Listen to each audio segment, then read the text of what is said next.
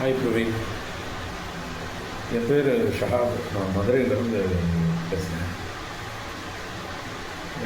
நான் ரொம்ப வருஷமாக உங்களை வீடியோஸ் பார்த்துட்ருக்கேன், ஃபாலோவராகவும் இருக்கேன். நான் உங்கள்கிட்ட வண்டி வாங்கணுன்னு ரொம்ப ஆசைப்பட்டேன். Because I am also classic lover. ஆனால் 2 RXG வாங்கியிருக்கேன். பட் ரெண்டுமே எனக்கு ஃபெயிலியர் தான்.